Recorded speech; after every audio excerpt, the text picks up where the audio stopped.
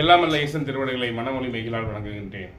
நண்பர்களே, ஒரு சில ஜாதகத்தில், பெண்கள் ஜாதகத்தில் பார்த்தீங்கன்னா 7ஆம் இடத்துல சனி பகவான் பலமாக இருப்பார். 7ஆம் இடத்தோடு தொடர்பு வச்சிருப்பார். இவங்க வயசானவங்களை வணங்கக்கூடிய வாய்ப்பு அப்படிங்கிறது ஏற்படும். திருமணம் ரொம்ப லேட் ஆகிட்டே போயிட்டுருக்கும். 7ஆம் இடத்துல சனி பார்த்தாலோ, சனி தொடர்பு பெற்றாலோ, இல்லை ரொம்ப வயசானவங்க வணங்கக்கூடிய வாய்ப்பு ஏற்படும்.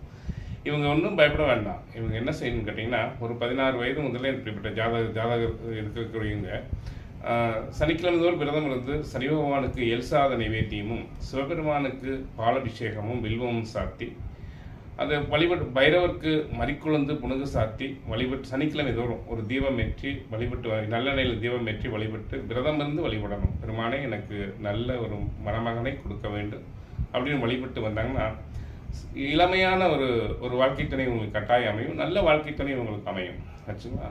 ஏன்னா சனி பகவானுடைய தோஷத்தை பைரவர் போக்கக்கூடியவர், சிவபெருமான் வாழ்க்கையில் சந்தோஷத்தை கொடுக்கக்கூடியவர். சிறப்பு.